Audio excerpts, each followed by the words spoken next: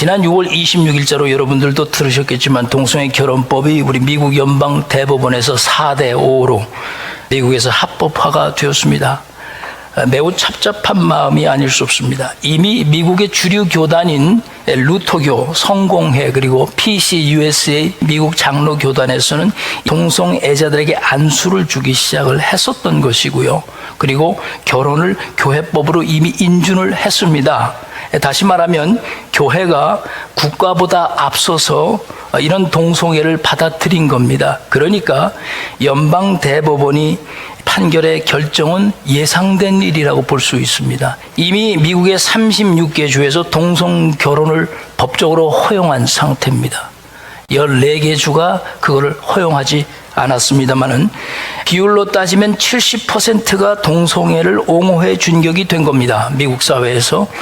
그러니까 대법원에서 이 결정은 당연히 통과가 될 것이라고 예상을 했던 것입니다. 자, 반기문 유엔 사무총장도 ABC 방송과의 인터뷰에서 미국의 동성애 결혼 합법화의 환영의 뜻을 말씀하셨습니다.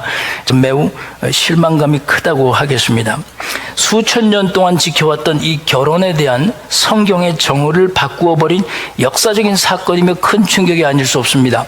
물론 동성애를 지지할 수 없는 교회가 이 법안을 받아들이지 않을 것은 분명합니다. 그로 인한 여러 가지 교회에 대한 소송과 치열한 영적 싸움이 앞으로 있을 것이 분명합니다. 벌써 10여 년이 흘렀습니다만은 2000년도서부터 2005년도까지 미국 케이블 네트워크 중에 하나인 그 쇼타임을 통해서 방영됐던 미국 드라마가 하나 있었습니다. 그것이 Cure as Folk라는 드라마였는데 이 드라마는 당시에 사회에 논란이 되고 있었던 동성애자들을 주인공으로 삼았다는 것이 그 드라마의 특징이었습니다. 이 cure라는 말은 영국 속어로 동성애란 뜻입니다. 그리고 folk라는 말은 사람을 지칭하는 말이기 때문에 다시 말해서 동성애도 보통 사람들이다 그런 뜻이 되겠습니다. Cure as folk. 한국에서는 동성애자들을 이반이라고 부르는데 그 이반이라고 부르는 이유는 일반, in general, 일반적이다의 반대가 되는 개념으로 그러니까 보편적이지 않은 것이다 하는 뜻에서 동성애자들을 이반으로 부르기도 합니다. 그런데 그 미국 드라마에서 한 동성애자가 자신의 정체성에 대해서 고민을 하다가 결국에 동성애가 죄악이라는 것을 깨닫고 하나님이 원하시는 원래의 모습으로 돌아가야 한다는 생각을 하게 됩니다. 그래서 교회 모임에 나가기를 시작을 합니다. 그런데 다른 동성애자들이 교회에 나가기 시작한 이 친구를 찾아와서 설득을 합니다.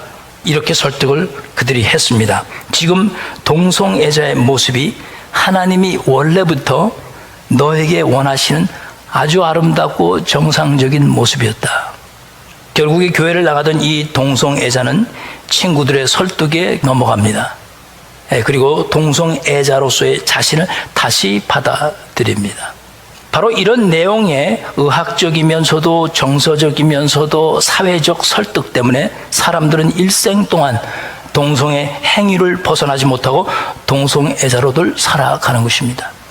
물론 동성애가 한 남자와 한 여자 간의 결혼을 대신할 만한 충분한 대안이 될 수 없다는 것은 사람들이 잘 압니다. 그럼에도 불구하고 동성애는 지금 합법적이다 인준을 받게 된 것입니다. 동성애가 합법화되는 근본적인 이유가 무엇일까를 우리가 생각을 해봐야 돼요.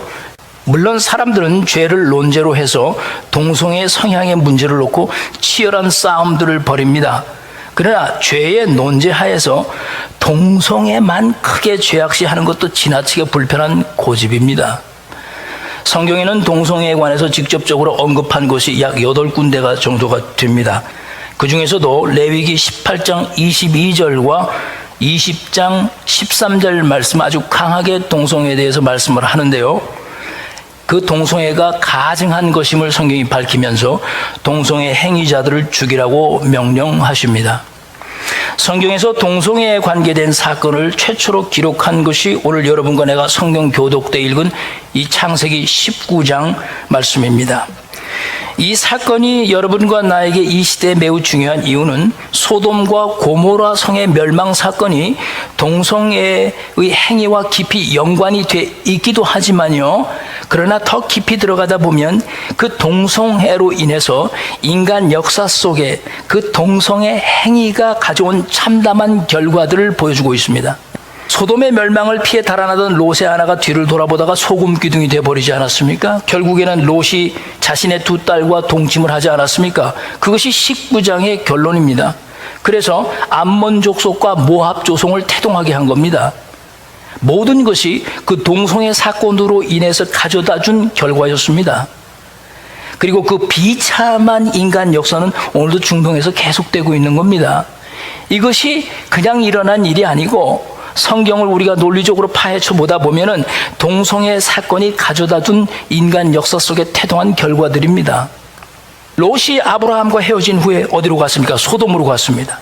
근데 소돔이라는 곳이 어떤 곳이었습니까? 창세기 13장 10절 말씀에 보면 소돔이 멸망하기 전의 모습을 이렇게 기록을 합니다.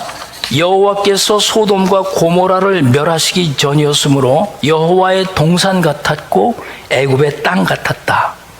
이것은 소돔이란 도시 자체가 아주 행복했고 살기가 좋았다라는 뜻입니다. 사실 소돔이라는 도시 자체는 아무런 문제가 없습니다. 문제는 항상 사람이었습니다. 창세기 13장 13절 계속해서 읽어보면 소돔 사람들의 상태를 성경이 이렇게 기록을 했어요. 소돔이라고 그러지 않고 소돔 사람은 여호와 앞에 악하며 큰 죄인이었더라고 성경은 밝히고 있습니다.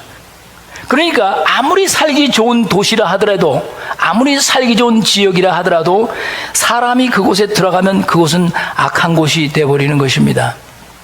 창세기 18장에 보게 되면은 아브라함이 소돔을 위해서 간절히 하나님께 기도하는 내용을 기록했습니다. 그래서 창세기 18장 20절과 21절에 보면 하나님께서 소돔의 죄악이 심히 무겁다고 하셨습니다. 그리고는 친히 내가 내려가셔서 아브라함이 그 소돔을 위해서 기도한 그 모든 내용이 정말 사실인지 한번 내가 가서 살펴보겠다라고 말씀하십니다. 그러면서 두 천사를 소돔에 보내셨습니다. 여러분이 오늘 읽으신 교독하신 창세기 19장은 바로 이 두 천사들의 등장부터 시작을 합니다. 당시의 고대 성읍들은 매우 작았기 때문에 그 성 안에 새로운 사람들이 들어왔다는 것을 성 안 사람들이 쉽게 알 수가 있었습니다. 소돔 성 안의 사람들은 모두 롯의 집으로 몰려왔다고 성경이 기록했습니다. 그리고 그 남자를 내놓으라고 했습니다. 그리고 무엇을 하려고 했습니까? 한국말 성경에는 상관하겠다라고 기록을 했는데, 그러나 영어 번역에는 분명히 We can have sex with them 이라고 되어 있습니다. 성경은 지금 소돔 사람들이 어떤 악한 행실을 하려는지를 상세히 밝히고 있습니다. 당황한 롯이 누구를 내주겠다고 했습니까? 딸을 내주겠다고 했습니다. 자, 롯이 멀쩡한 딸을 왜 내어주려고 하는 것일까요? 사람들은 이런 데 묶여가지고 진정한 하나님의 진실된 말씀을 제대로 보지 못합니다.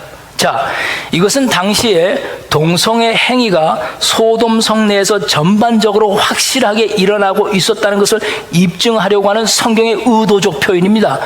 그랬더니 그 소돔 사람들이 그 딸을 어떻게 했습니까? 받았습니까? 안 받았습니까? 받지 않았다고 성경이 기록을 하고 있습니다. 보다 심각한 문제가 창세기 19장 4절 말씀입니다. 소돔 백성들이 노소를 막론하고 원군에서 다 모였다고 성경이 말씀하고 있어요. 이것은 실제로 당시 소돔 성의 분위기가 얼마나 험악하고 얼마나 추악한지를 밝혀주는 단서입니다. 그러니까 동성애 문제는 최근에 일어난 일도 아니고 일어나서는 안 될 일도 아니고 이런 일이 왜 일어나는지 괴로워할 이유가 전혀 없는 겁니다. 이 일은 원래부터가 있었던 일인 것입니다.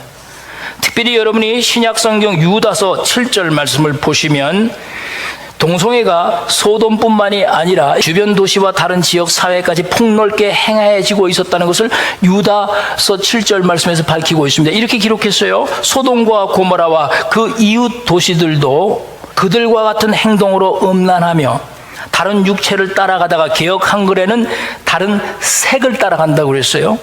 영원한 불의 형벌을 받음으로 거울이 되었느니라 그렇게 말씀을 하고 있어요. 유다서에서. 여기서 말씀하는 이 이웃 도시는 어느 도시냐면 아드마와 스보임을 얘기합니다. 이 아드마와 스보임은 신명기 29장 23절에서 밝혔는데요. 그리고 그들 모두가 같이 멸망했다고 성경은 가리키고 있습니다. 그러니까 소돔과 고모라만 멸망한 게 아닙니다. 그 옆에 있던 아드마, 스보임 도시들도 다 같이 멸망한 겁니다. 현대 영어에 보면은 법적인 용어에 소도마이트라는 용어가 있습니다. 이것은 재판 과정에서 많이 사용되는 용어인데요. 이 sodomite이라는 용어의 뜻은 a person who practice sodomy. 그러니까 다시 말하면 이 sodomy는 unnatural sex를 의미하는 거예요. sodomite이라고 그랬다면 정상적이지 않은 성행위를 얘기하고 있는 것이 sodomite입니다. 그러므로 소돔은 오늘날에도 이렇게 변태적이면서 비정상적인 성행위의 상징으로 표현되고 있다는 것입니다. 하나님의 진로와 멸망에 대해서 거울을 삼는 기준이 되었다고 성경이 말씀하고 있어요. 그렇다면 이 시점에서 여러분과 내가 동성애 행위가 고대 사회에서 하나님의 진로를 사고 멸망에 이르게 된 그 근본적인 이유가 무엇인지를 꼭 알아야만 합니다. 이 문제를 살펴보는 데 있어서 구약의 역할이 매우 중요합니다. 저는 두 가지 성경을 여러분에게 소개를 하겠는데요. 하나가 신명기 29장 말씀입니다. 그 다음이 에스겔 16장에 있는 말씀을 여러분에게 소개를 하겠습니다. 이 두 성경 말씀을 통해서 소돔과 고모라와 그 주변의 도시들이 멸망한 이유가 근본적으로 무엇이었는지를 우리는 깨닫게 되는 것입니다. 먼저 여러분 성경을 가지셨으면 신명기 29장 23절에서 26절 말씀을 한번 다 펴봐 주시기 바랍니다. 23절을 먼저 보시면 소돔과 고모라와 다른 도시들이 왜 유황불로 멸망했는지에 대한 내용을 다루고 있지 않습니까? 그 다음에 26절을 내려가 보시면 그 근본적인 이유를 이렇게 밝혔어요. 자기들이 알지도 못하고, 잘 들어보십시오, 여호와께서 그들에게 주시지도 아니한 다른 신들을 따라가서 그들을 섬기고 절한 까닭이라. 동성애자들이 동성애를 행하는 그 모든 근본적인 이슈가 어디서부터 발생하고 있는지를 지금 밝히는 겁니다. 성경이 자기들도 알지 못하고 여호와께서 그들에게 준 적도 없는 어떤 신들을 따라가고 있다는 거예요, 사람들이. 그래서 그들을 섬기는 까닭에 그런 동성애 행위들이 지금 일어나고 있다는 겁니다. 그래서 하나님이 멸망하시겠다는 거예요. 동성애를 행한 그 행한 자들을 위해서 멸망시킨 게 아니고 그 동성애를 할 수 있도록 이끌어가는 어떤 하나님이 주신 적이 없는 그런 신들 때문에 멸망시키는 거라, 그 뜻입니다. 그러니까 소돔에서 일어난 동성애 행위는 그냥 병적인 문제도 아니고요, 그 다음에 감성적이고 어떤 사회적인 이슈 때문에 일어난 일들이 아니라는 겁니다.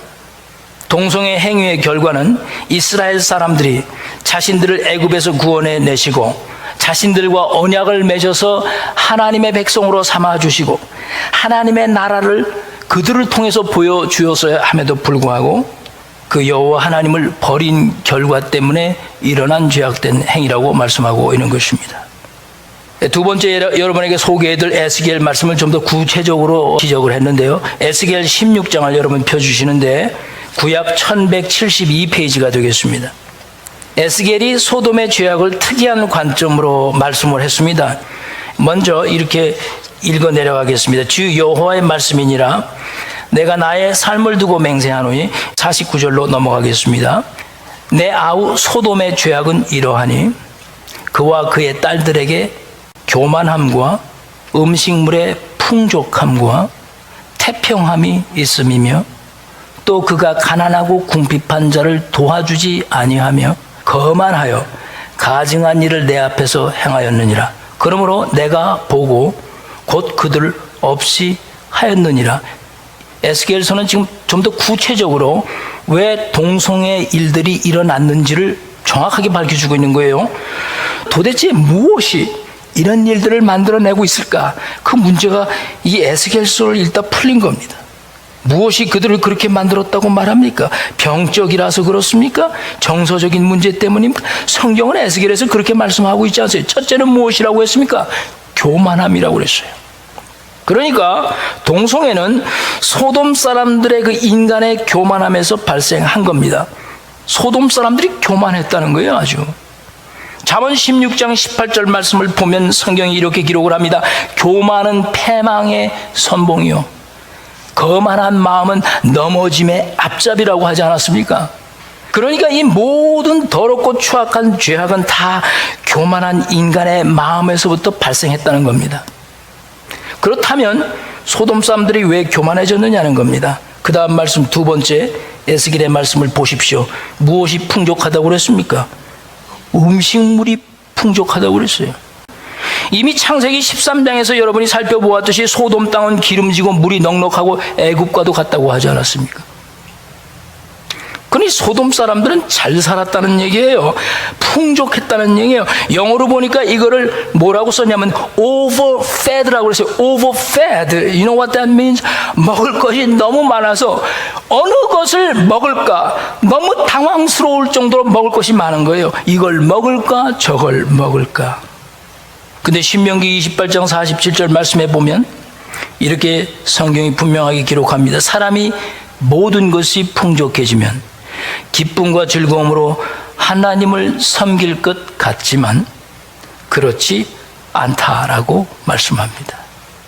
사람들에게는 오히려 지나친 풍족함이 죄악의 길로 들어서게 한다는 뜻입니다. 이 말씀에 비추어 보면서 오늘날 풍족한 나라, 오늘날 풍족한 사회, 오늘날 풍족한 가정, 오늘날 풍족한 교회들이 타락하는 것입니다. 그러므로 고난이 주는 의미가 있는 것입니다. 고난은 여러분과 나를 타락하지 않도록 해주는 하나님의 중요한 거룩한 수단인 것입니다. 셋째는 무엇이라고 그랬습니까? 태평함이라고 그랬어요. 우리 에스겔서 16장으로 돌아가 보시면 영어로는 이것을 unconcerned라고 했어요. 그러니까 이게 무슨 뜻이냐 하면 염려할 것도 없고 고민할 것도 없다는 뜻입니다. 사사기 17장에 보니까 라이스에 살고 있던 백성들에 대해서 말씀을 하는데 그들은 너무 한가하고 평안해서 태평스럽게 살다 적이 쳐들어오는 것도 모르고 멸망했다고 성경에 기록을 하고 있지 않습니까?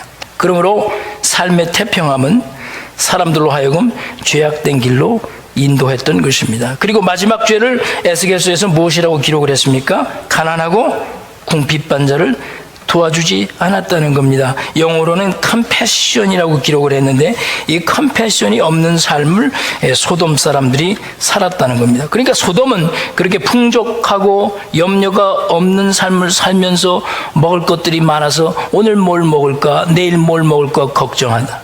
그것들조차도 가난한 자들과 궁핍한 자들에게 나눠줄 줄 모르는 삶을 살다가 신약에서 유다가 아까 7절에 한 말씀이 맞아 들어가는 겁니다. 너무 풍족하니까 사람들이 무엇인가 새로운 것이 없나 하고 다른 색을 쫓아갔다. 성경 분명히 동성애 행위가 가난하고 궁핍방 가운데서 생겨난 죄악이 아니라고 말씀합니다. 그러니 교만하고 풍족하고 태평스러우면 사람은 하나님을 멀리하게 되고 정상적인 것이 아닌 것에 관심을 갖게 된다 그 뜻입니다. 그렇다면 이제 마지막으로 성경이 이런 인간의 성적인 관계에 있어서 정상적으로 말씀하는 것은 도대체 무엇일까? 이 점에 대해서 오늘 여러분이 본문으로 읽으신 로마서 1장 26절에서 27절 말씀이 중요하게 되겠습니다. 자, 로마서 1장 26절과 27절 말씀을 다 펴주시고요. 제가 이 말씀을 읽을 텐데 말씀을 잘 상고하시기 바랍니다. 이를 인하여 하나님께서 저희를 부끄러운 욕심에 내어 버려 두셨으니 곧 저희 여인들도 순리대로 쓸 것을 바꾸어 영리로 쓰며 이와 같이 남자들도 순리대로 여인 쓰기를 버리고 서로를 향하여 음욕이 부릴 듯하며 남자가 남자로 더불어 부끄러운 일을 행하여 저희의 그릇됨에 상당한 보응을 그 자신에게 받았느니라. 사실 이 말씀이 동성애에 관한 말씀 중에 가장 핵심적인 의미를 담고 있습니다. 아주 특이하게 사용한 단어들이 있습니다. 바로 그게 순리와 영리라는 단어입니다. 순리라고 한 것은 영어 번역에 보니까 natural relations라고 번역을 했고요. 영리는 그러니까 unnatural입니다. 다시 말해서 동성의 관계는 순리가 아니고 영리, unnatural한 것이란 뜻입니다. 하나님의 뜻에서 벗어난 것이 unnatural한 거죠. 그러니까 드라마에서 동성애자들이 우리는 원래 이렇게 만들어졌습니다. 그러니 이렇게밖에 우리는 살 수가 없습니다. 라고 주장하는 것은 내가 이런 뜻입니다. unnatural하게 만들어져서 그래서 unnatural하게 살다 죽을 겁니다. 그 얘기입니다. Does it make sense? 이것이 진리라고 믿어지십니까? 예. 다시 말해서 정상이 아닌 상태에서 태어나서 정상이 아닌 상태에서 계속 살겠다는 뜻입니다. 그러니 동성애가 무슨 병적이다라고 주장하는 것은 영리를 주장하는 것 같은 격이 되는 것이기 때문에 분명히 잘못된 논리가 되는 것입니다. 그렇다면 이제 여러분과 나는 중요한 하나님의 정상적인 창조 원리를 알아야만 합니다. 다시 말해서 하나님께서 창조한 이런 성적인 관계에 있어서 순리가 도대체 무엇냐는 거예요. 예. 자, 이 문제를 다루는 데 있어서 창세기는 매우 중요합니다. 사실 동성애자들이 제일 깊이 하는 성경이 바로 창세기 1장과 2장입니다. 자, 창세기 1장 27절 말씀을 보시면 여러분이 너무나 잘 아는 말씀이 기록되어 있어요. 하나님께서 사람을 남자와 여자로 창조하셨다고 기록을 합니다. 그리고 창세기 2장 23절을 가보시면 남자와 여자가 다른 곳에서 각자 만들어진 피조물이 아니고 한 곳에서 만들어졌어요. 아담이 가로되 이는 내 뼈 중에 뼈요 살 중에 살이라. 이것을 누구에게서 취했다고 그랬어요? 남자에게서 취하였은즉 여자라 칭하였다라고 성경이 말씀합니다. 자, 보세요. 여자는 그러니까 엄연히 말해서 누구에게서부터 나온 겁니까? 남자에게서부터 나온 거죠. 그러니 남자와 여자는 처음부터 결코 떨어질 수 없는 관계를 갖고 있습니다. 원래가 그러니까 하나입니다. 남자와 여자는. 아시겠어요? 그런데 창세기 2장 24절을 보시면 아주 중요한 말씀을 하시는데, 이러므로 남자가 누구를 떠나서 부모를 떠나 그 아내와 어떻게 한다고요? 연합하여 둘이 한 몸을 이룰지라, 이렇게 말씀을 했는데, 그러니까 성경에서 말씀하는 정상적인 결혼이라는 것은 한 몸을 다시 이루는 것입니다. 한 몸을. 그것은 한 몸에서 나온 여자가 다시 누구에게로 돌아가는 겁니까?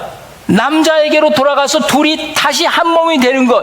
이게 정상적이라는 거예요. 이걸 하나님이 원하시는 거예요. 이것이 natural relations, 순리라는 거예요.